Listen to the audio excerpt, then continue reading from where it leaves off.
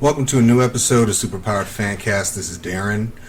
This week I had a great opportunity to speak with writer, producer, and actor Steve Harper.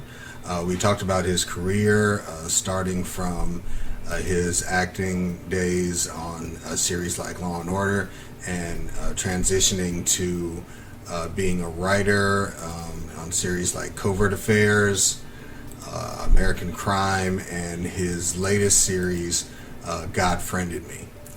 We talk a lot about his process and his journey as a writer, and it was a great conversation. And he has a lot of good information, especially for creatives and writers, things that helped him in the business, and just and which he does as a coach for people who are aspiring to be in the industry. So, without further ado, here is my interview with Steve Harper. Steve Harper, thank you so much for being on the show. And the first thing I want to ask is because one of the things you wanted to talk to, and I wanted to talk to you about, was your journey in the business, like starting off as an actor, and then how acting transitioned into writing. So if you like, I know you have a lot of great information on your website, harpercreates.com, and I have a link to that on the Cool, great. Yeah. But I would love to kind of hear how the acting bucket hit you and how you transitioned from acting to writing. Great. So first of all, I'm really happy to be here, Darren. I'm excited to do this interview, and it's been a really interesting journey. I've just been really excited about. I grew up wanting to be on TV. So at first, that TV impulse was all about the acting. My brother and I used to pretend to have our own talk show that we would, do the Billy and Stevie show in front of the fireplace, and so for the longest time, I really wanted to be an actor. And when I was a senior in high school, I actually got my first agent, which was kind of a crazy story. But I happened to go to high school with a young woman who had already been in the business, and she said, we're looking specifically for men to boys to be in this thing, because the woman who ran the Performing Arts Center connected people to agents, and they had more girls, and Right. So I started then. I got my first agent then, and I started auditioning for stuff, and just did a ton of work as an actor. Went to college and majored in theater studies. But then when I got out of college, I started doing episodic TV and all sorts of some theater, all sorts of things, and eventually moved to Baltimore, hosted a kids show there for a couple of years on the Fox affiliate. Started doing all sorts of commercials, regional theater. Went to drama school as an actor, and eventually, although I was super excited with what I was able to do. I was on America's Most Wanted. I was on All My Children. I was on Homicide, and got to do theater stuff, at the Guthrie and Cincinnati Playhouse in the Park, and the Contemporary American Theater Festival, and the ART. And after a while as an actor, I got tired of living out of a box. I just felt like I was always taking my box of stuff.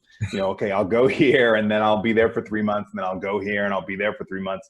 I was never home. I was never in the same place, wildly unpredictable in terms of what was coming up or what would happen next. And I thought, I'd really rather have writing in the driver's seat. I'd really rather be able to say, A, here's something I'm really interested in. Let me write it and perhaps be in it or work on it in some way, and B, let me not have to run all over it. Let me not have to rush over to, say, Alaska to be in a play, or to be in a piece. Let me actually sort of, have the kind of job as a creative person where I could come home at night, sleep in my own bed, hang out with my family, that sort of thing. So that was really the impulse to kind of make the transition. And what I always say, which is definitely true, is I love acting. I love that whole art and that whole piece. And it's still something that I do. I just think of it as, writing being in the driver's seat, and the acting being sort of a lesser thing for today's version of me. I got you. And I mean, it definitely, acting has always kind of, in my opinion, always kind of attracted people who kind of have a nomadic lifestyle, like they love just kind of being on the go. So yeah, when you want to finally kind of transition to a quieter existence, but still be in the industry, that's writing always just kind of seemed like that next step. I mean, and you've done like, I mean, to me, like acting pinnacles beyond just movies and awards and all that. Like you did like 2 different Law and Orders, so that's like my that's like when you're on a Law and Order, that's something that's huge to me. And you got to be on 2 different ones. Like you got to be on SVU and Criminal Intent. Yes. So, Yeah. So that, I mean, those were fun and really exciting to, specifically, working with Mariska Hargitay and Chris Maloney on SVU was super fun.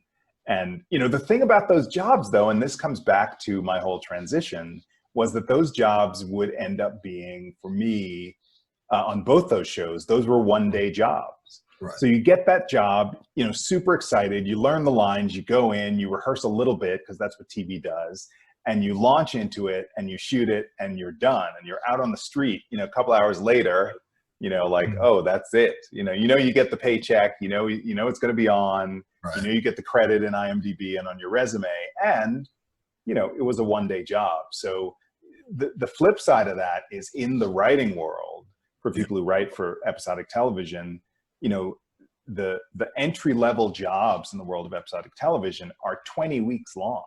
So you think about the comparison of like a couple of hours of, of glory with some, celebrities on a network show, or 20 weeks in a writer's room learning about a show and hopefully contributing to what it is. It's, there's kind of no comparison in that space.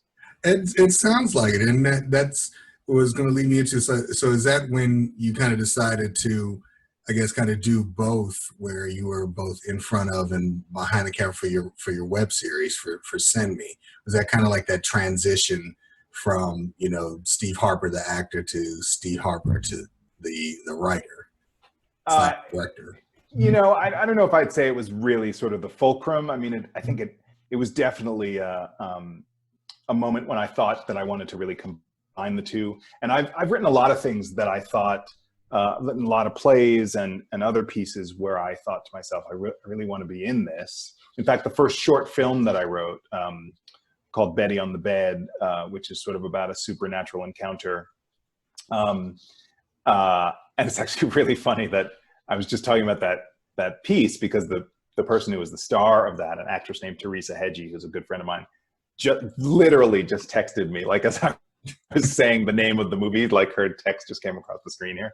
Very strange. But anyway, I was in that piece, and there are, I've intended to be in other pieces of mine. And, I thought that Send Me would be a really good opportunity to do it. But actually, in terms of my chronology, I had moved out to Los Angeles in 2010. So I've been in LA for about a little over 10 years now, in February of 2010. And I made Send Me in 2014. So I literally came here with the intention of putting writing in the driver's seat, and didn't really sort of lean into the whole acting part of myself for pretty much for the, those 4 years. I mean, I had a commercial agent, I did some commercial stuff and actually booked some things that I'm proud of. But, I just decided when I was doing Send Me that I really wanted to be in it. So, so that was the. I got you. It's one of those things where this is so good. Like I can't see anybody doing it for me. Yeah, not quite like that, but it was juicy enough that I thought to myself, yeah, I'd like to do this. So when you finally decided to, when you decided that the writing was going to be where your head was at, like, how did you kind of? I mean, did you? Did you apply? Did you talk to some people that you knew, or like was it just kind of, hey? I did. How was the dues paying aspect? Yes. Well, I think on some level the dues paying continues. It always does. But actually, when I first was interested in writing, and I was working a lot as an actor.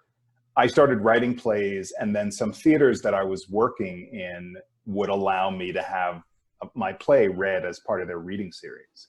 So that became a really interesting transition, because I suddenly, places that knew me as an actor, those places were willing to, kind of help me grow this other artistic part of who I am, which was really nice. But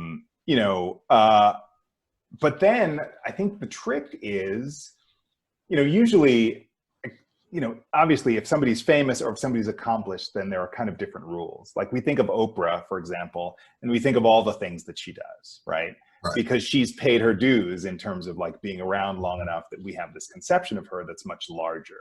But I always say to my coaching clients, and I think it's really important that people who enter the industry understand, Oprah, at the beginning, Oprah was, she was just a newscaster, right? And then she was just a journalist, and then she was just a person with a talk show. And then she, she didn't come out of the womb as Oprah the mogul, So I really felt like when I made this sort of transition to writing in the driver's seat, I knew that I was going to have the acting in some sense take a back seat, and so I went to playwriting school after having gone to acting school, And after playwriting school, I got an agent. And then after I got an agent, I would come out to LA every year for about 5 years from New York. And I would take like 15 meetings in a week, and I would try to get work, and years went by and nothing really happened, So it felt like a long road to me. Certainly what really changed for me was I applied for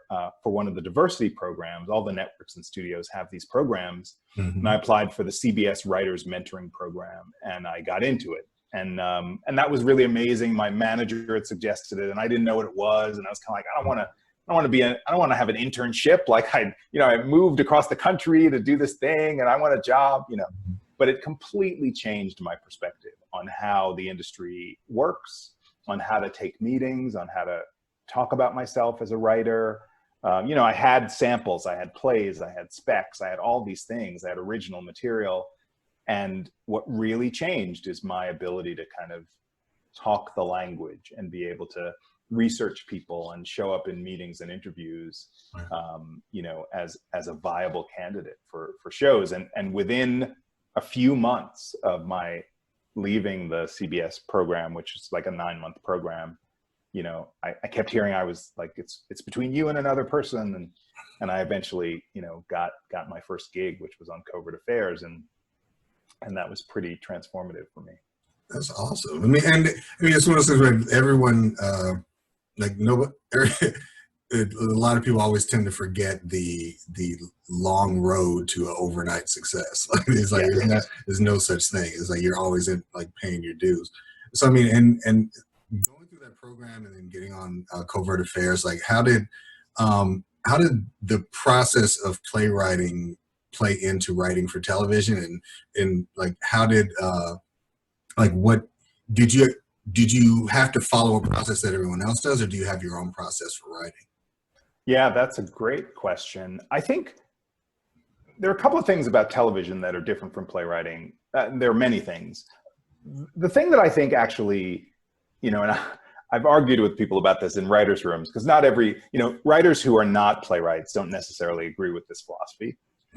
That's fine. But I do feel like playwrights, one of the special things about being a playwright and learning to be a playwright is that as a playwright, I was taught, and I believe we learn, how to create material out of nothing.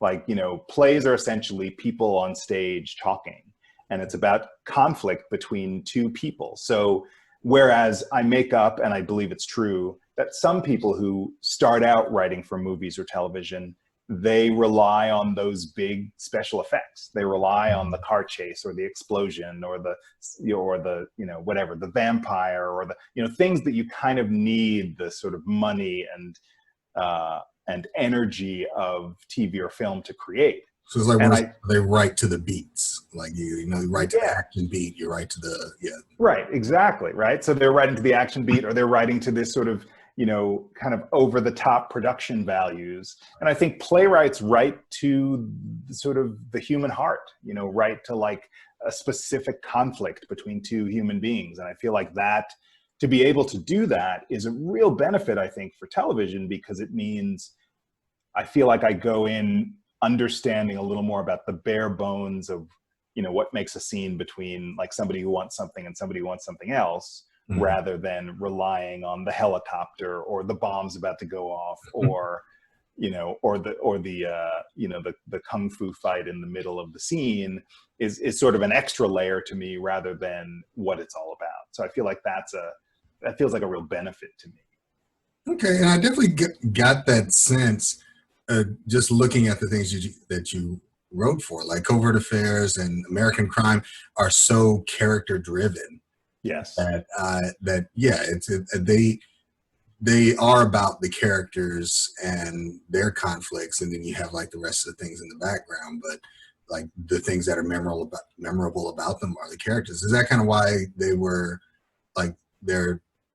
kind of why you decided to write for shows like that? Well, yes and no. I mean, I'd love to be able to say, yes, Darren, I have control over everywhere, over everywhere I've worked, and I've orchestrated it so that it's all, touches my sensibility in a certain way. But the truth is, like anybody else, like you need a job and you go out and you look for a job. I obviously am looking for the best job, the job that fits my skills the most. But I have had the experience, which I think is really important for people to know, of certainly not getting jobs that I've been interested in. In fact, the truth is, one of the pieces of truth here is, I met John Ridley for American Crime during American Crime's first season, and I didn't get hired. So I was there with all my whatever, my whole tap dance or whatever whatever I bring to the table, and he was not interested. 2 years later, I also heard from my agent and manager that I might get a chance to meet for the second season. I didn't get a meeting for the second season. Third season comes around, we managed to get a meeting, which I think had actually a lot to do with my web series and my meeting him and connecting with him in other ways, which is a whole other story. But, that third season, he met me again, and, we clicked, and he decided to hire me. So, I was really happy to be on that series for all the reasons you mentioned, because it's about character, and it's about, in some ways, people striving to be better. And, it's about a lot of really juicy, gritty stuff that's really about character. And, I was just lucky enough to be his pick that season. So, and it sounds satisfying because it sounds like you went through your own separate journey to kind of get there in the first place. So yes, yeah, absolutely. Yeah. So I mean, as far as writing, and like I want to talk about God Friended Me, just because just the background there, because I love it. I love it. The show, just for your benefit, but yeah. But it's such an interesting concept for a series. Like I always kind of likened it to, and I don't necessarily like to, compare one thing to another. But I was growing up, I was a big fan of Early Edition, like on CBS. Yes, absolutely. I like that concept, and God Friended Me kind of has that same, not the same concept, but it's something along the same. Yes. It's like it's a journey to find something new and interesting, but at the same time, like the characters come together as well. So, I mean, how did you kind of approach writing that series and those characters, and like kind of what message did you and the creators want the audience to get from the show? Well, I think, one thing that you mentioned, I really do have to hand it to CBS, because CBS has had a history of shows like this. There's Early Edition, there was Touched by an Angel, there was Joan of Arcadia, like all of those shows are in the vein of God Friended Me, and I think they all kind of paved the way for what the show has been able to do. And for that sort of space of, I don't know, I guess I have a friend on Facebook who every time I post about the show, he'll always comment like, it's the nicest show on television, and so which I think is probably true. And I think CBS has kind of cultivated the ground for that kind of show, throughout the years. So I think that has a lot to do with, I believe, the sort of the way in which God Friended Me has sort of grown and thrived sort of on CBS. I think the creators who Stephen Lillian and Brian Winbrandt, who came up with this concept. You know, they're a very interesting pair. They've been a writing team for forever. You know, they were on Kyle XY, they were on Hawaii Five-0, they were on Gotham, they created the show Alcatraz. You know, and what they've said in the press, which I think is really fascinating and is true, is one of them, Steven, considers himself a believer, and the other, Brian, considers himself not a believer.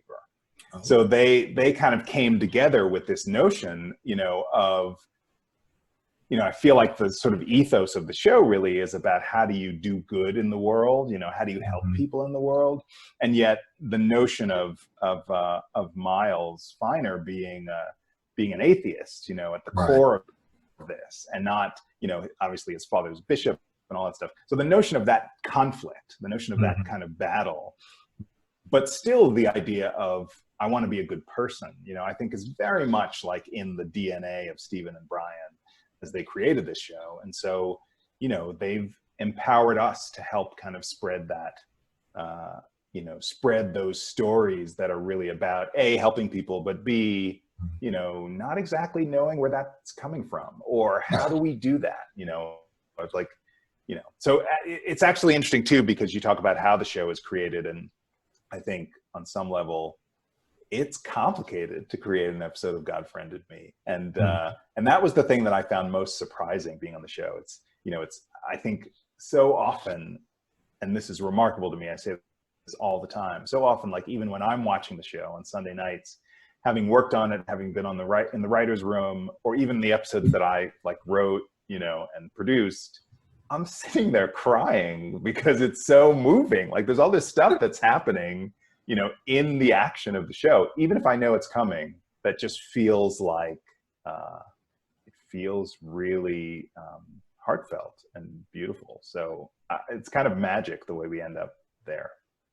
And that's one of the great things about it, is just how kind of naturally sweet it is as a series. It's not something where it's like, it's not forcing you to like the characters. It's not it's not contrived. Like they seem genuine as people, and that's one of the things that I've enjoyed about the series. And it's actually one of the reasons why I'm upset that it's going away. And I just kind of wanted to talk to you about that. Like, what are your thoughts about the series coming to an end? And have there been any talks about maybe, like, you know, CBS All Access or well, the show is already and has always been on CBS All Access. So every episode can be seen there, and will continue to be seen there, as far as I know. I don't believe, at least I haven't heard of any plans to produce it just for All Access, or to produce it anywhere else. That's not to say that, you know, miracles can happen. It's kind of a miracle show. Who knows, right? I'm certainly not in charge of those things. But somebody can get a text from the God account.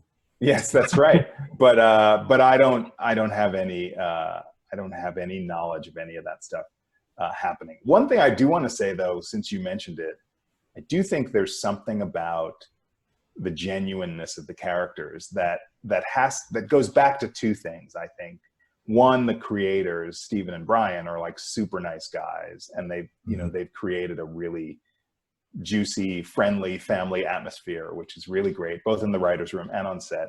Yeah.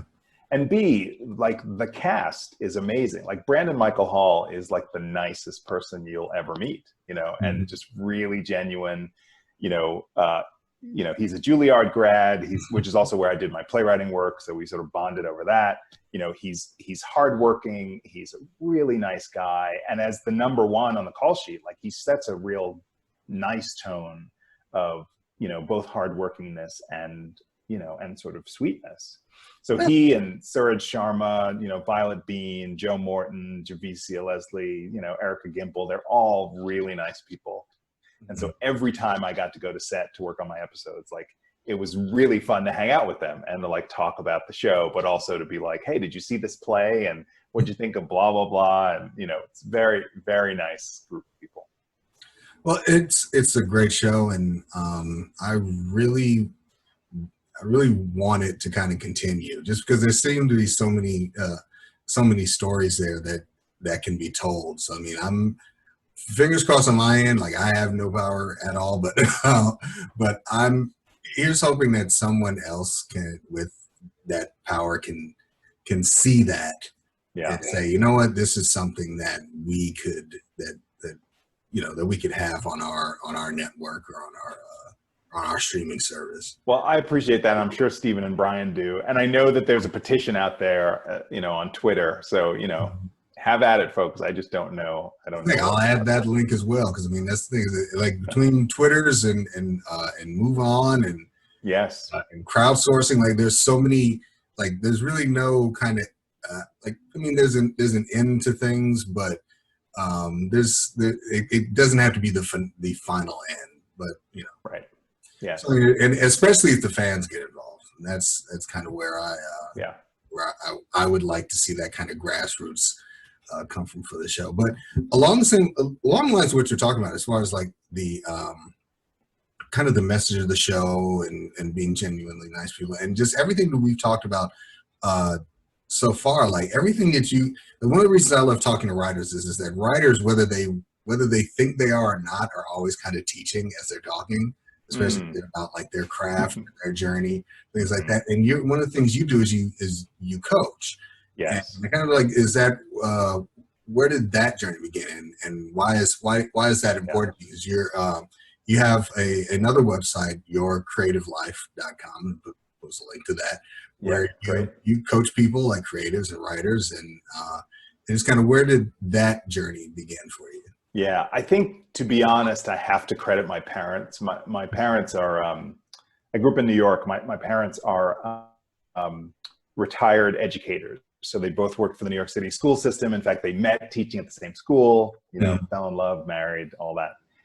And they have spent their lives in service to other people, teaching stuff. My mother taught Spanish and was a trilingual guidance counselor at a high school in Brooklyn. My father was the head of the art department at a middle school in Queens. And so very, very much both, my dad with his visual art stuff, with a foot in the arts, and a foot in the education space. Right. So I grew up in that, with that idea that, what was important about being on the planet was about what can I pass on to other people. Right. So they certainly had an influence on my desire to go into acting and all that. They said, well, we'll allow it, but you got to go to college first, and, all of that stuff. Mm-hmm. So I think you talked about that notion of, which I think is really true for me, there are no straight lines in this industry. It's like you try something, you hit a wall, you try something else, you ask people, you try to read a book, you try to take a class, whatever it is, yeah. I mean, I even remember a time that I had written a screenplay and I was like chasing an actor down the street, like, please read, and the person was like, you must be crazy, so there are all kinds of dead ends in that space. And I think when I started to have a semblance of success, when I started to make a living, first as an actor, and then as a writer, I just wanted to give back. I just wanted to have the opportunity to say to people, speak the kind of truths that I didn't hear from other people about, here's how you might try to do this. Here's how you might talk to here's how you might get an agent. Here's how you might show up at the page if you're a writer. Here's how you might rehearse if you're an actor. Here's what your headshot, you might think about doing this, or you might, all of those things because I think ultimately what I realized, having gone to both acting school and playwriting school, is both schools taught me how to do the craft, like how to be in a play, how to be on set, how to write a script. But no school teaches you how to live the life of that person. How do you live your life as a writer? How do you live your life as an actor? How do you deal with disappointment and grief? And, so I coach today in two flavors. There's the flavor of everything you need in order to live the life of a writer. It's like, how are you showing up, and how's your mood, and are you taking care of yourself, and how do you get an agent, and how do you survive the lean times, all that stuff. And then I also coach, some people come to me and say, oh, here's a script, I need help with my script. you know, and then it's like, well, what's on the page and what are the scenes like and how long is it? And, you know, all of that stuff. Where's the dramatic energy, you know? And I just found that I got to a point where I wanted to pass stuff on. Mm-hmm. I read this amazing book called Coaching the Artist Within by a guy named Eric Maisel. It's a really great book. And Eric, at the very end of it, Eric talks about how Eric is a PhD, and he created the idea of creativity coaching, he calls it. Right. And so he had, at the back of his book, he says, you know, if you want free creativity coaching, he basically says, I gather clients for my students. So if you want to be coached by students, email me at this email. I don't know if this is still in the back of his book, but it was at the time. And then he says, and if you want to learn how to be a creativity coach, email me here and you can take a class with me to study how to be a creativity coach. So a friend of mine had given me this book. It's a terrific book. I got to the end. I emailed Eric and I was like, I want to learn how to do this. And I ended up enrolling in an online institute called the Creativity Coaching Association and got certified as a coach. And, you know, and the more I practiced, the more I helped people, the more I, you know, sat down with people and passed on wisdom or listened to them and reflected back. It just, you know, it just feels like an amazing way to give back. That's awesome. I mean, especially the dynamic between teaching the creative and the practical, like Mm-hmm. it's kind of having that balance there that, you know, that a lot of people, especially creatives, need. So, Yeah. I mean, it's definitely something that's interesting. Yeah, thanks. It's super fun. I do want to say too, for those who are watching this, like I've got this storyboard behind me and I want to explain, right? So one of the things that becomes, you know, not only do I work with people one-on-one these days, mostly on Zoom, but I also teach, you know, and I got hired to teach a class, a TV writing class at Georgia Southern University, and they're also producing a play of mine in the fall in September.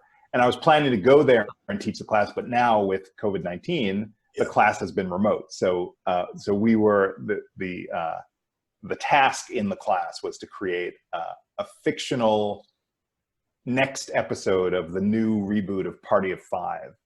So that's what this is behind me. This reboot episode of Party of Five that we created with my 23 students at Georgia Southern in a crazy 5-day sort of sprint. So that's what this is behind me. Well, I mean, the last question I kind of have for you is I always ask writers just based on, you know, the things that they enjoy. Like I'll ask a comic book writer, you know, if you ever had the opportunity to write a character you've never written before for a company you've never worked for, like would it be? So as a television writer, as a playwright, is there a television series, current or past, that you would love to have written for, or that you would love to write for currently? And Yeah, it's such a great question. You know, I know you are too, I'm a huge Marvel fan, and I grew up, you know, reading comic books and watching the cartoons and all that stuff. And I actually have a couple of friends who were, you know, who've worked for Marvel when Marvel was doing TV. Now Marvel's not doing TV anymore, right? So I feel like, you know, I would love to be, Spider-Man is just my favorite. I would love to like write some Spider-Man, or if there were a live action Spider-Man TV series drama, like that would be amazing. That would be really fun. So I'd have to say like something in that space would be really delightful. And at the same time, like I do feel like I'm all about deep character stuff. Like I'd love to work with John Ridley again. I'd love to, you know, yeah, so all of those things are really of interest to me. And I have to say too, that one of the things that I love about what's happening now in this age of peak TV is that there's so much juicy drama that features Black people. right. You know, so shows like Queen Sugar, or I'm not a comedy writer, but shows like Atlanta and Insecure, and like those are really amazing and imaginative and fun. You know, 21st century Black people shows, like I really dig those, and would love to kind of, dig into that universe. And that's what I was thinking when you said Marvel. I was like, they could always, like Sony and Marvel could always do a Miles Morales. Oh yeah, that'd be amazing. That could definitely happen. But wow, that would be amazing, right? I know I would watch it. It's my kid's favorite. That's his Spider-Man. Right, of course, is his Spider-Man. But Steve Harper, thank you so much for being on the show. Is there anything that you want to talk about that you're currently working on? That's a good question. So I want to piggyback again. Say April 26th, 2-hour series finale of God Friended Me. I think it's really going to be worth watching. Lots of people have lots of questions about the show, and my understanding is they'll all be answered on on Sunday. So definitely tune in for that. One of the things I've been working on is, my web series Send Me, which did tremendously well in 2014. We got Emmy nomination for Tracy Toms, who played the lead, and Sada Ramirez was our executive producer. I've been working on a television adaptation of that with John Ridley, and we've been trying to shop that around. So I don't know, who knows what'll happen in terms of holding it up to the universe, but there's momentum in that space, and hopefully there'll be something blossoming out of that space, which would be super cool. Yeah, with so many different streaming services and channels, there definitely be a home for a concept like that. Yes, yeah. So we're looking forward to that. And then I did some work on a television series called Tell Me Your Secrets, which was originally for TNT and now reportedly will appear on HBO Max. So we'll see whether that happens. Those things you can look out for. And I got a new pilot. I'm working on all sorts of stuff, and hopefully there'll be more news before long. But that's pretty much what's going on at the moment. Awesome. I would love to talk to you again when if any of those things are happening. Just great. We'll do it. Pick your brain some more.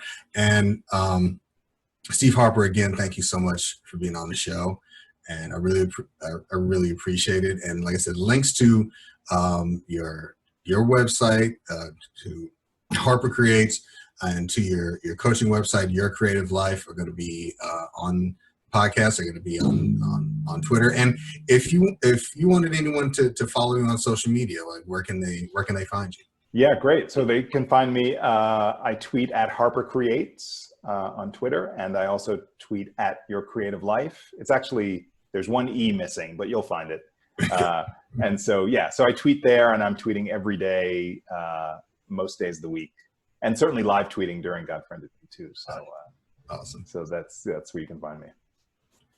Well, thank you so much. Thank you, Darren. It's been a pleasure. All right. Once again, I want to thank Steve Harper for taking the time to speak with me today. I really enjoyed it. It was a great conversation. I learned a lot, and I think if you listen, you will too. There's a lot of great information. He has a great career and a great outlook on the industry itself, and once again, I really appreciate him taking the time to speak to me. Now, if you want to learn more about Mr. Harper and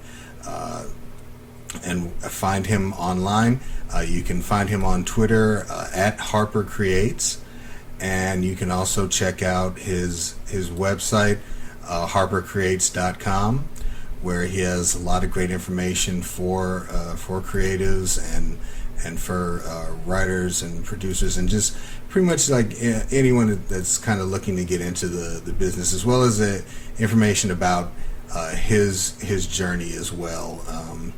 And as always, you can find information, news, reviews, podcast episodes on my website, superpoweredfancast.com, and you can follow me on Twitter at superpoweredfan. So until next time, this is Darren for Superpowered Fancast, signing off.